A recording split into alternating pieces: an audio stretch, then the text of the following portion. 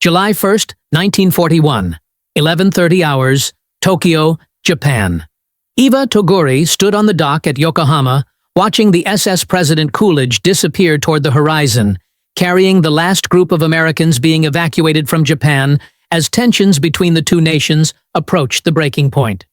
She'd come to the dock hoping to find passage back to Los Angeles, but the ship's passenger manifest had been full, and the ticket agent had told her bluntly that no more evacuation ships would be scheduled. She was 25 years old, born in Los Angeles, raised American in every way that mattered, and now stranded in Japan because she'd made the mistake of visiting her sick aunt in July 1941. 3 weeks before the U.S. imposed oil embargoes on Japan, 5 months before Pearl Harbor would transform peaceful visit into wartime imprisonment. She'd planned to stay 6 weeks. She would be trapped in Japan for 4 years, and what happened during those years would make her simultaneously a lifeline for American POWs and a scapegoat for a nation that needed someone to blame for wartime propaganda. Eva walked away from the dock, carrying the small suitcase that contained everything she'd brought from California. She had approximately $200 in American currency that was becoming increasingly worthless as U.S.-Japan relations deteriorated. She spoke limited Japanese, enough for basic conversation but not fluency. She had a college degree in zoology from UCLA that was useless in wartime Tokyo, and she had American citizenship that was about to become her greatest liability. 5 months later, when Japanese aircraft attacked Pearl Harbor and America declared war on Japan, Eva Toguri became enemy alien in the country of her parents' birth, too American for Japan and too Japanese for America. The choices she would make during the next 4 years, particularly her secret efforts to feed starving American POWs while working for Radio Tokyo, would save lives and cost her freedom, proving that mercy during wartime often receives punishment rather than gratitude. The stranded American. After Pearl Harbor, Iva's situation became increasingly precarious. The Japanese government required all foreign nationals to register as enemy aliens. Officials pressured her to renounce American citizenship and accept Japanese citizenship, which would have provided legal protection and access to ration cards.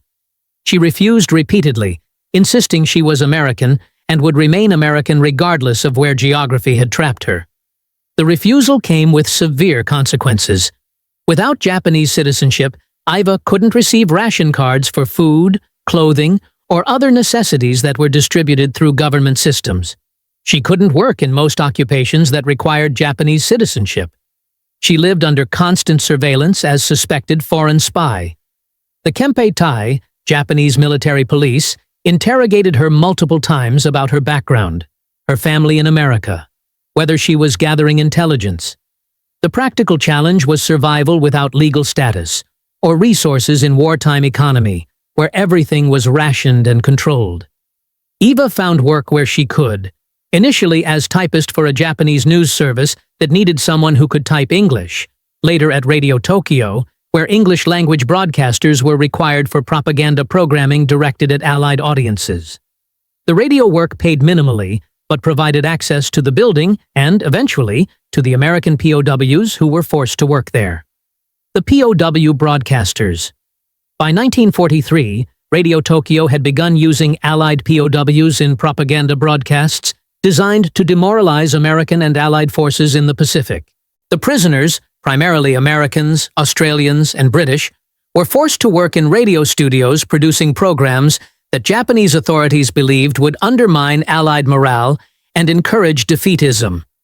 The POW broadcasters worked under guard, lived in prison camps, and survived on inadequate rations that left them malnourished and sick. They were selected partly for their voices, partly for their language skills, and partly because Japanese authorities believed their status as POWs would make them compliant.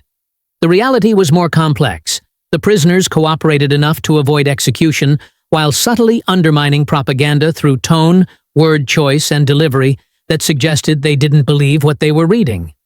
The conditions in which POW broadcasters worked were documented in post-war testimonies. Major Charles Cousins, an Australian radio announcer who'd been captured in Singapore, and forced to work for Radio Tokyo, described the situation. "We were starving. The Japanese gave us enough food to keep us alive, but not enough to maintain health.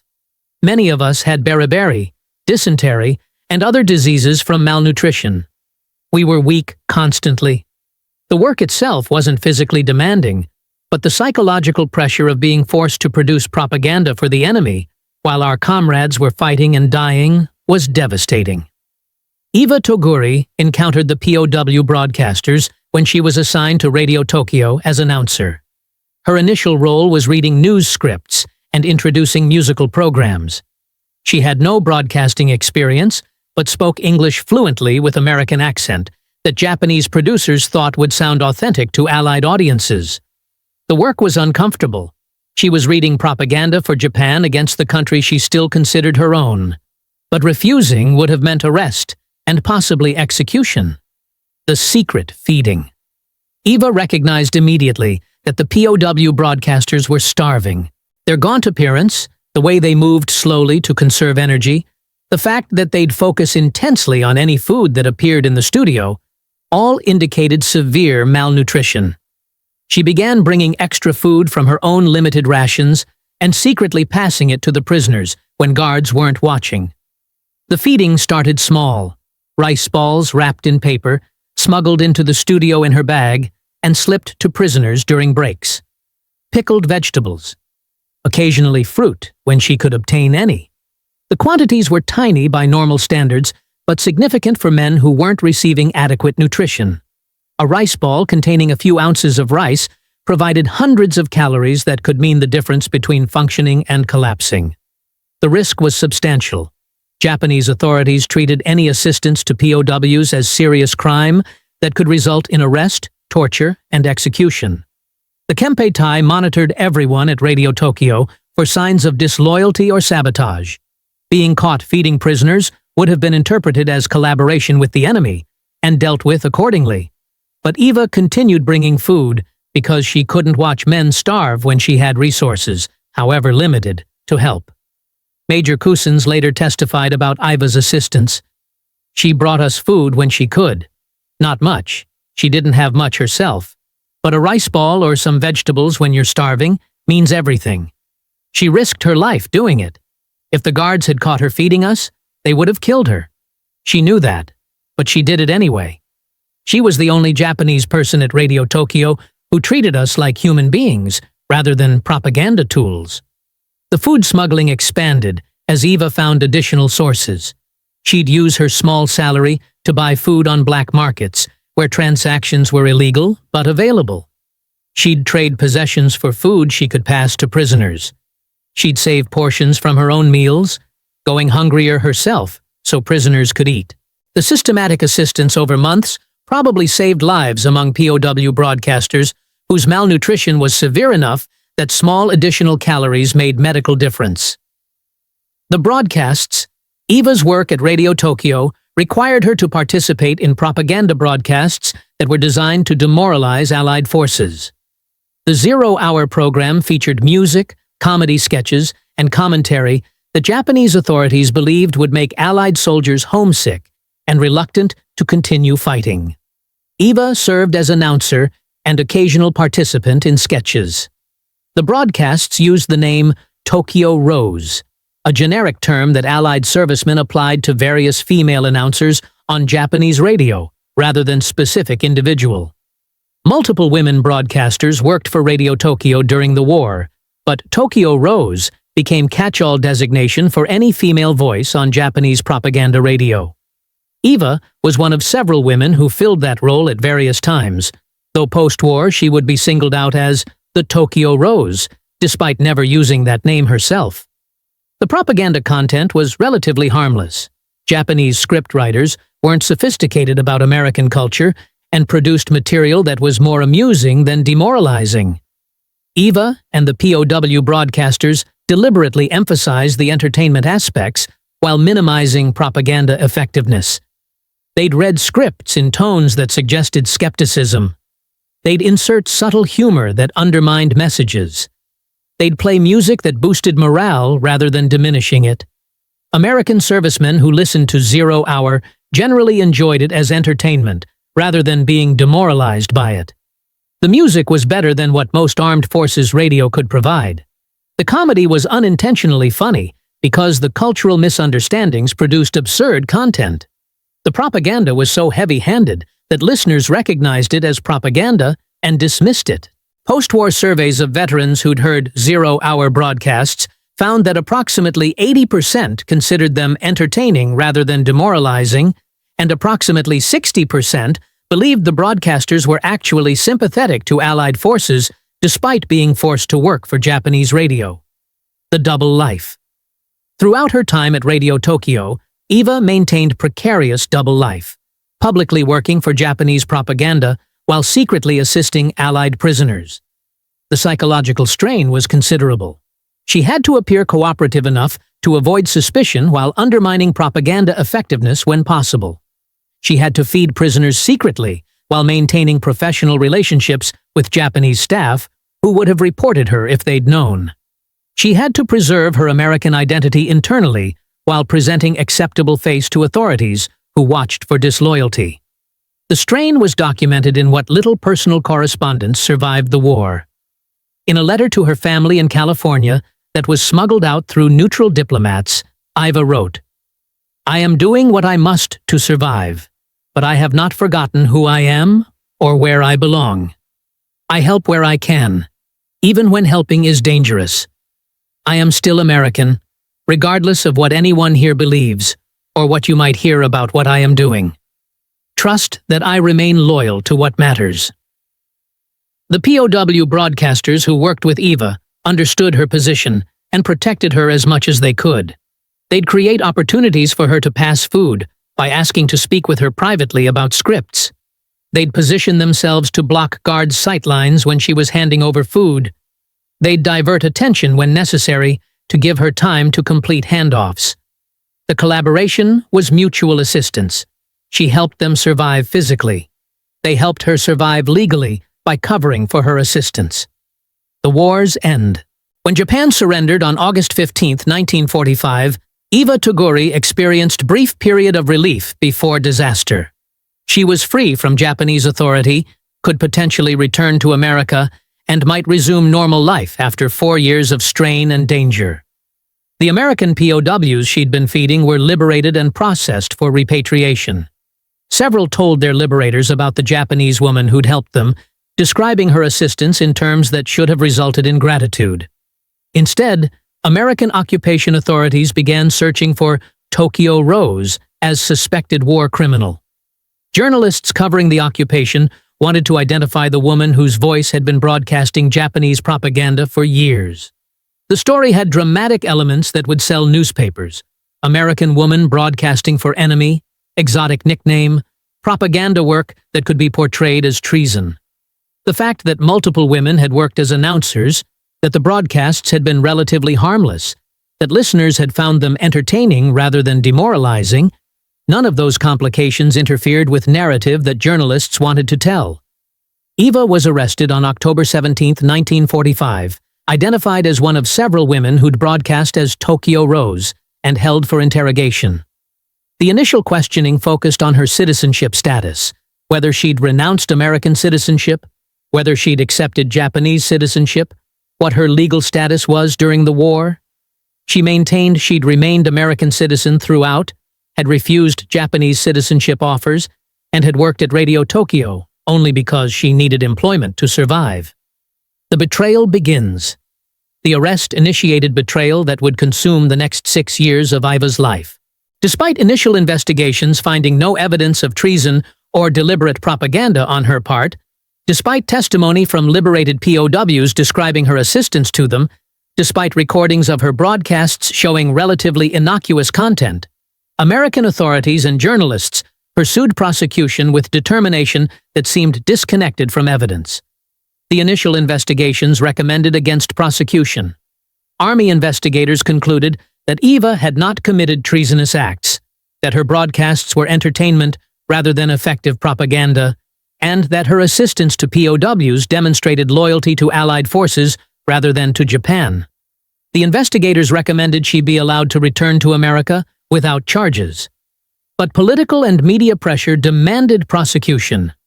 Journalists had built Tokyo Rose into symbol of wartime treachery, and retracting the narrative would have been embarrassing. The American public, still angry about the war, wanted someone to blame for Japanese propaganda. Eva, as American citizen who'd worked for enemy radio, was convenient target, regardless of whether evidence supported prosecution. The Justice Department reopened the case in 1948 under political pressure to prosecute. New investigators were assigned with apparent mandate to build prosecution case rather than objectively assess evidence. Witnesses were pressured to change testimony. POWs who'd initially described Iva's assistance were asked leading questions designed to elicit statements that could be interpreted as evidence of propaganda work. The investigation's outcome seemed predetermined. The trial. Eva Toguri was indicted for treason on September 25, 1948, 7 years after she'd been stranded in Japan, 3 years after war's end. She was charged with 8 counts of treason based on her broadcasts from Radio Tokyo.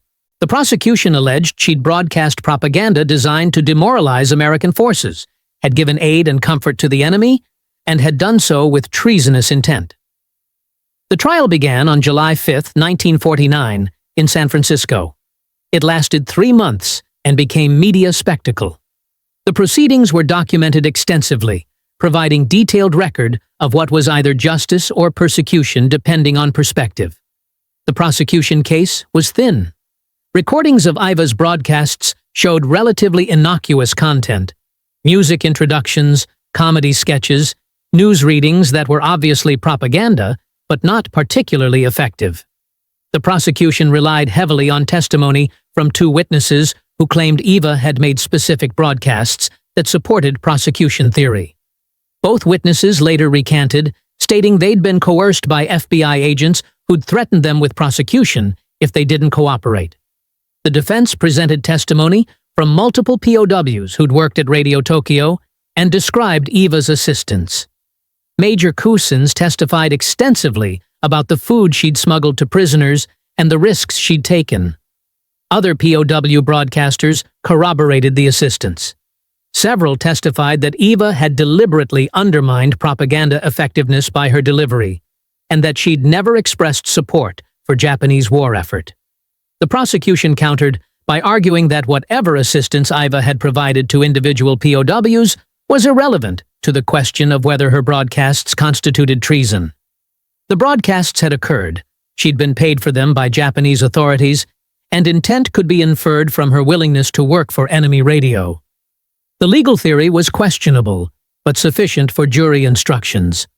The verdict and sentence. On September 29, 1949, after 13 hours of deliberation, the jury convicted Eva Toguri on 1 count of treason, specifically that she had broadcast statement that Allied forces had suffered military losses, which was alleged to give aid and comfort to the enemy. The jury acquitted her on 7 other counts. Several jurors later stated they'd felt pressured to convict on at least 1 count, despite believing the evidence was insufficient. That the lengthy trial and political atmosphere made complete acquittal seem untenable, even if it was legally justified. Judge Michael Roche sentenced Eva to 10 years in federal prison and a $10,000 fine, harsh sentence for conviction based on broadcasting factually accurate statement about military losses. The sentence reflected less the specific crime than the symbolic importance that had been attached to prosecuting Tokyo Rose, regardless of whether the individual prosecuted had actually committed substantive offenses. Eva was incarcerated at Federal Reformatory for Women in Alderson, West Virginia. She served 6 years before being released on January 28, 1956, for good behavior. The imprisonment was documented in prison records that showed she'd been model prisoner who worked in prison library, maintained perfect discipline record, and counted days until release that would allow her to resume life that had been stolen by prosecution. The long fight for justice. After release from prison, Eva lived in Chicago, where her family had relocated from California. She worked in her father's import business, avoided public attention, and lived quietly while maintaining her innocence and hoping for eventual exoneration. The hope seemed unrealistic. Presidential pardons for treason convictions were extraordinarily rare, and the political atmosphere that had driven prosecution hadn't changed significantly.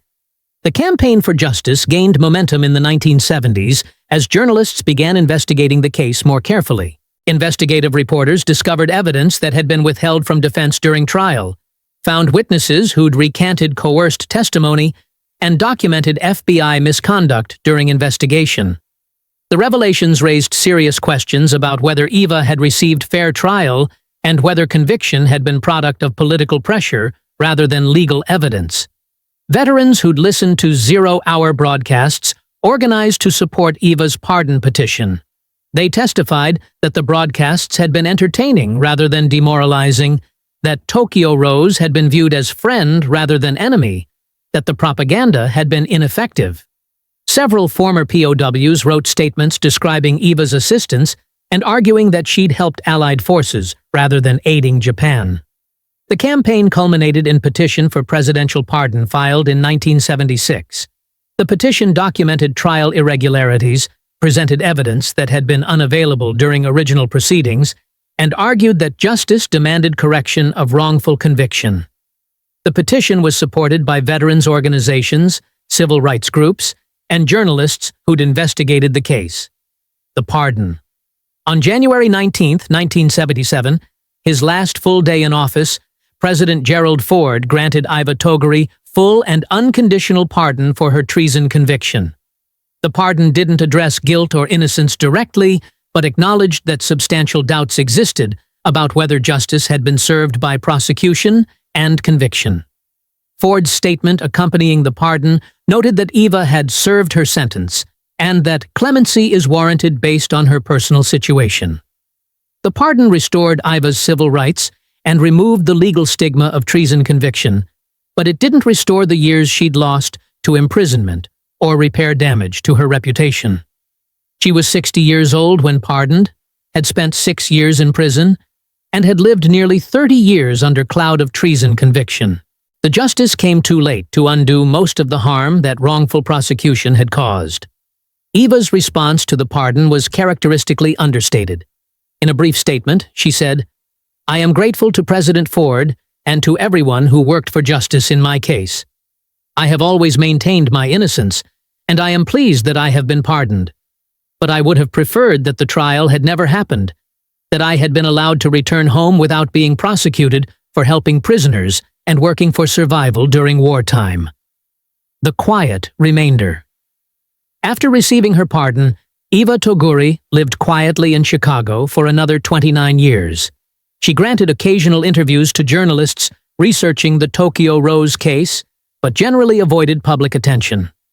She maintained that she'd done nothing wrong during the war, that she'd helped American POWs rather than harming American forces, and that her prosecution had been miscarriage of justice driven by political pressure rather than legal merit. She died on September 26, 2006, at age 90, survived by family who'd supported her throughout ordeal that had defined much of her adult life. Her obituaries finally told the full story, not just the prosecution and conviction, but the assistance she'd provided to POWs, the food she'd smuggled at risk of execution, the years she'd spent in prison for helping the men she was later accused of betraying.